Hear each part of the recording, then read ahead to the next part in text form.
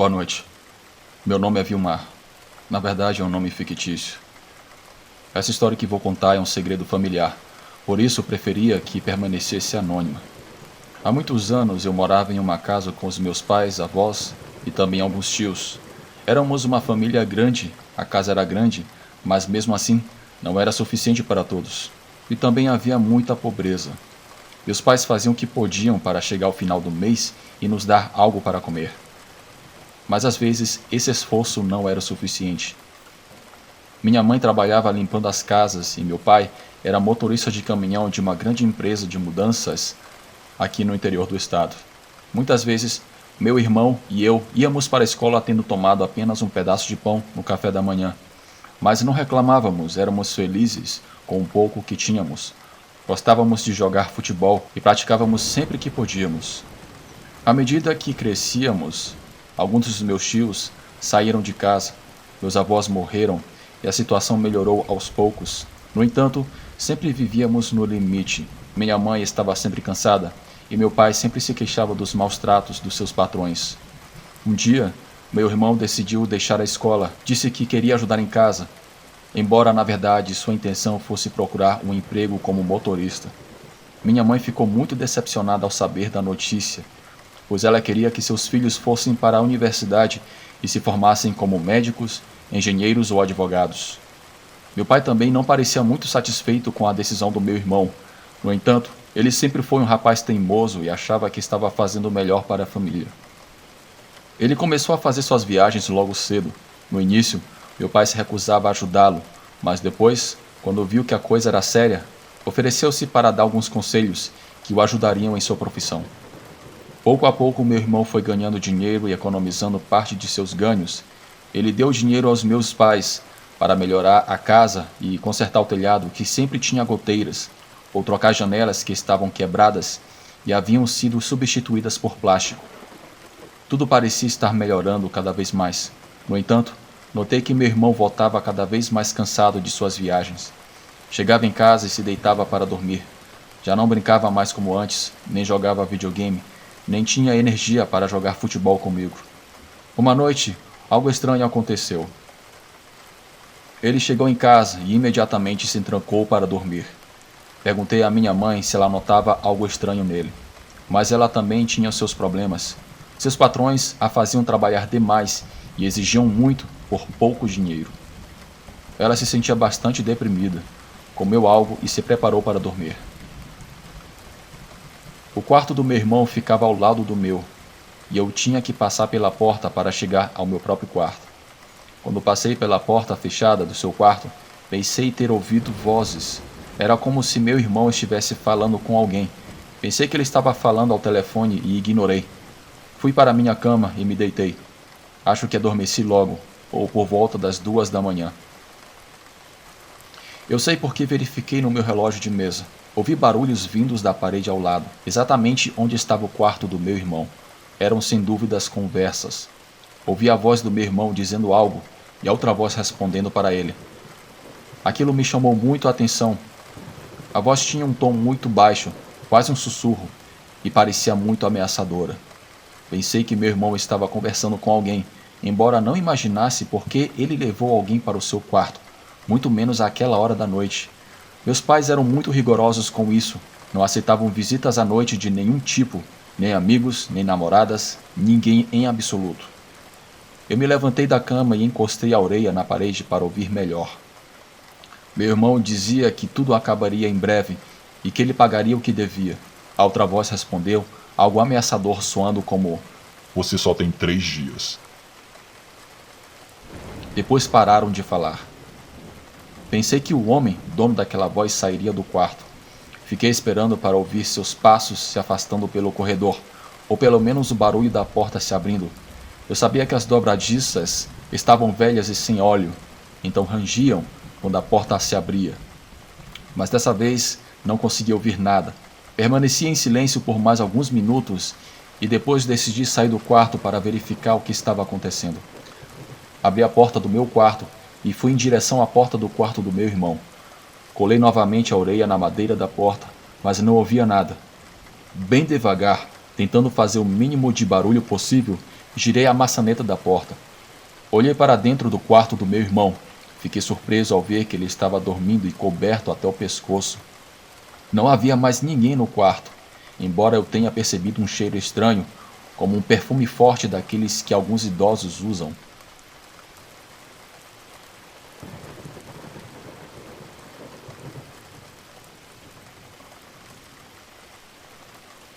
No dia seguinte, durante o café da manhã, notei meu irmão mais preocupado e com olheiras do que o normal.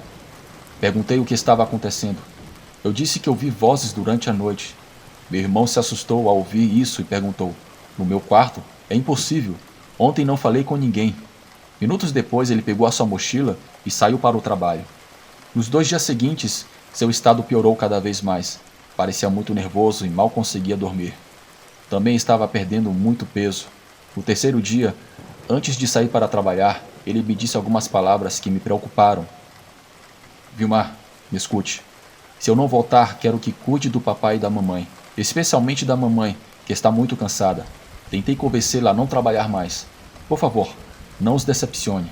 Estude na universidade, você é inteligente e será o orgulho da família." Suas palavras me preocuparam muito. Exigi que me dissesse o que estava errado em sua vida, mas ele não me respondeu. Ele partiu como sempre em silêncio, com sua bolsa no ombro, olhando para um lado e para o outro, como se temesse que alguém o estivesse seguindo.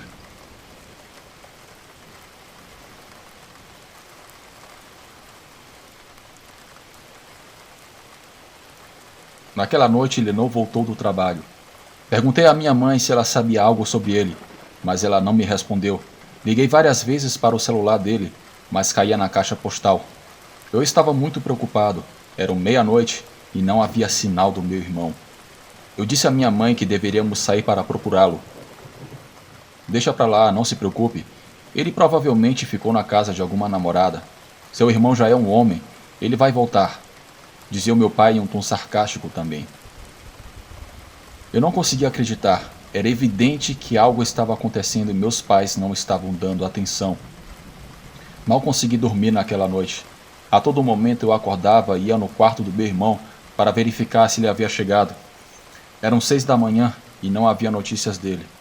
No dia seguinte levantei cedo e procurei meus pais. Nenhum dos dois estavam em casa. Eles já tinham saído para trabalhar. Eu estava sozinho e não sabia o que fazer. Finalmente decidi ligar para a empresa de caminhões onde meu irmão trabalhava. Uma mulher jovem atendeu. Eu perguntei se ela sabia algo sobre meu irmão. Ela perguntou pelo nome dele. Então, eu disse a ela. A mulher fez uma pausa.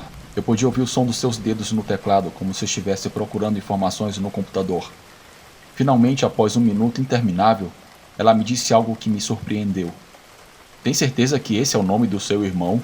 Porque aqui não há nenhum registro de uma pessoa com esse nome trabalhando na empresa." Eu repeti o nome e o sobrenome. Até soletrei para evitar confusões, mas o resultado continuou sendo negativo. "Desculpe, rapaz. Seu irmão nunca trabalhou aqui. Caso contrário, estaria registrado em nosso banco de dados." Não podia ser. Era impossível.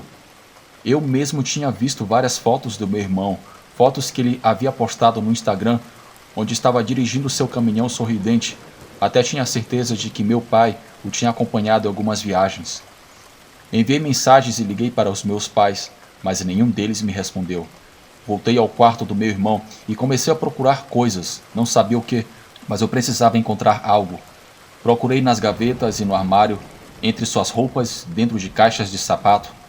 Finalmente veio à minha cabeça a ideia de levantar o colchão, e lá encontrei algo muito estranho.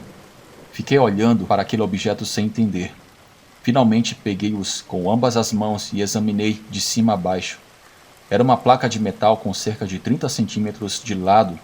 Tinha inscrições em relevo que dizia um único nome, Heriberto da Cruz, e abaixo dizia 16 de julho de 1972, 23 de maio de 2012.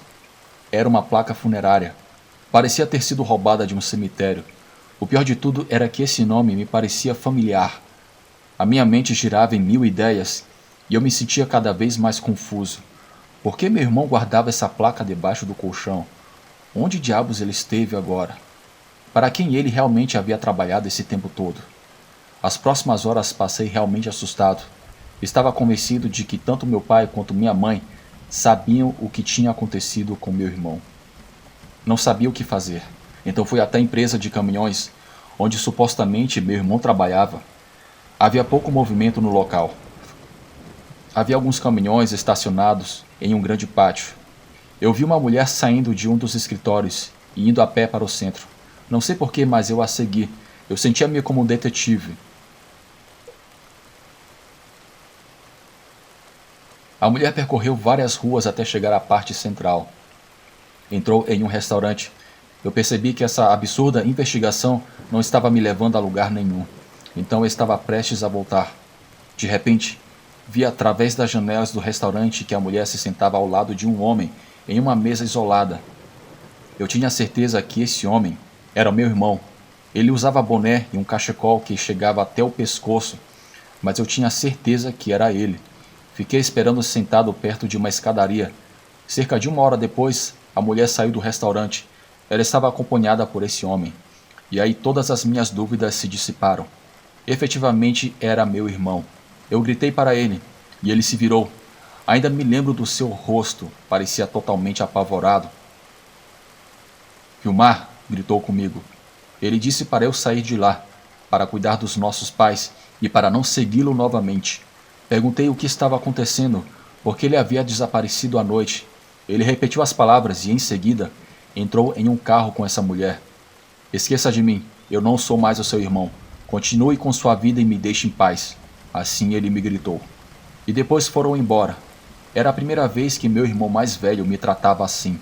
Não podia acreditar no que ele me disse. As lágrimas de impotência e tristeza escaparam dos meus olhos. Voltei para casa a pé. Meu pai já estava lá preparando o jantar. Eu disse o que tinha visto. E meu pai negou com a cabeça. Ele me disse: não se preocupe, ele ficará bem. Não volte a procurá-lo.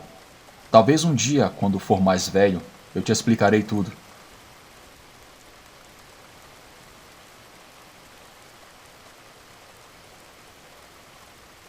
Eu nunca mais vi meu irmão. Os dias se passaram e não tive mais notícias dele. Pedi aos meus pais que fizessem um boletim de ocorrência na polícia, mas eles se recusaram. Ele voltará, dizia meu pai. Ele ficará bem. Nada vai acontecer com ele. Você verá. Mas os anos passaram e meu irmão nunca mais voltou. Minha mãe envelheceu muito cedo e contraiu uma doença que a deixou acamada por alguns meses, até que no final ela faleceu em um hospital. Meu pai conseguiu se aposentar na empresa e passou o resto dos seus dias sentado na sala, olhando pela janela, como se estivesse esperando o retorno do meu irmão. Por minha vez, consegui seguir em frente, me formei na universidade, como meu irmão mais velho pediu, e depois formei uma família. Mas sempre tive a curiosidade de saber o que aconteceu com meu irmão, porque ele tinha aquela placa funerária embaixo do colchão. Quem era aquela mulher que foi embora com ele? Onde ele realmente trabalhou nos últimos meses, até eu deixar de vê-lo? Somente com sua morte e diante da minha insistência desesperada, meu pai me contou parte da história. Ele já estava muito idoso e esquecia das coisas. Sofria de Alzheimer avançado e mal conseguia andar. Passava a maior parte do seu dia deitado em uma cama, sempre olhando pela janela. Dessa vez, não mais da sala de estar, mas do quarto de hospital que dividia com outro idoso.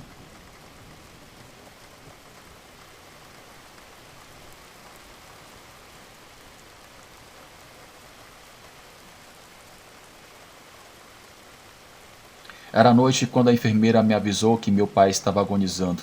Então eu corri para o hospital e o vi lá, adormecido, mas quando ouviu a minha voz, abriu seus olhos.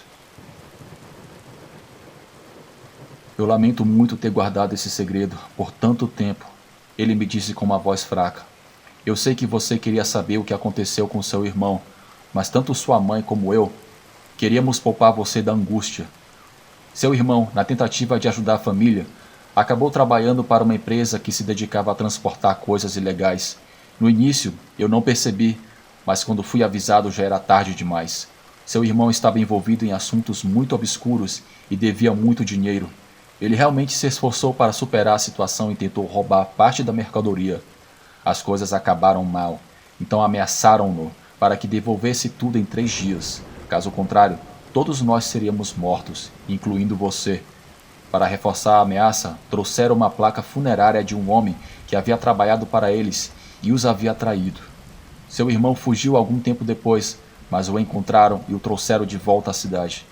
Nós, sua mãe e eu, fornecemos parte do dinheiro que seu irmão devia a esses criminosos. Eles perdoaram a dívida, mas, em troca, o levaram para um lugar isolado, o mataram e venderam seus órgãos. Fizemos o que pudemos para protegê-lo, mas quando aquela gangue ameaçou sequestrar e matar você, decidimos ficar ao seu lado. Foi uma decisão difícil que acabou matando sua mãe de aflição, e eu lido com a culpa disso todos os dias. Mas sei que fizemos o que era certo. Seu irmão já estava condenado, e não podíamos arriscar perder você também. Olhe para você agora. Cresceu, formou-se na universidade e tem uma linda família. Estou orgulhoso de cada uma de suas conquistas. Eu gostaria de ter tido seu irmão aqui nos meus últimos momentos de vida, mas ele escolheu as pessoas erradas para se envolver. Desejo a você o melhor para sua vida e seus filhos. Eu te amo sempre, e sempre te amarei. Essas foram as últimas palavras do meu pai. Horas depois, ele faleceu. E eu voltei para casa chorando, pensando na triste história do meu irmão e desejando ter compartilhado mais um jogo de futebol com ele.